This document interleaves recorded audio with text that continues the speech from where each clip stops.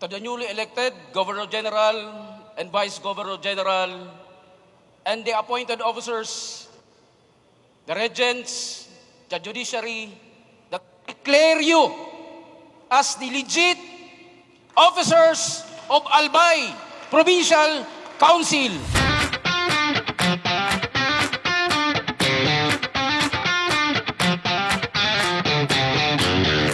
Tonight, amidst the gathering of friends and colleagues, may you strengthen your bonds of brotherhood.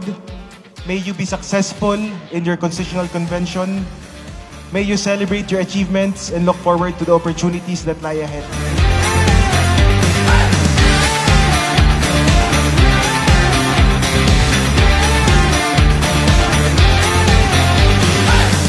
Lahat tayo dumadaan sa proseso.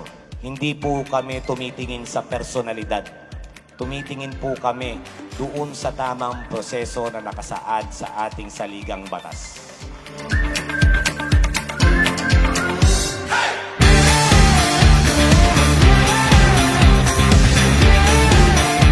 Ano ang itinuro sa atin? Kahit anong klaseng amoy, kahit anong klaseng estado ng triskilyo na yan, respeto.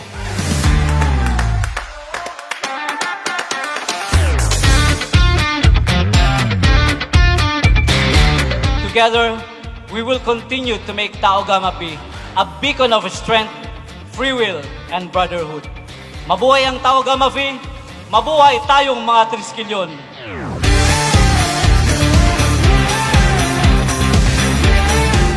Together, we're a force of nature, a sisterhood like no other.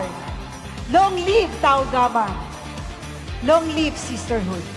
Do hereby solemnly swear that I will conscientiously and faithfully discharge to the best of my ability the duties and responsibilities, that I will uphold and defend the tenets and codes of conduct, and most especially the Tao Gamapi National Constitution.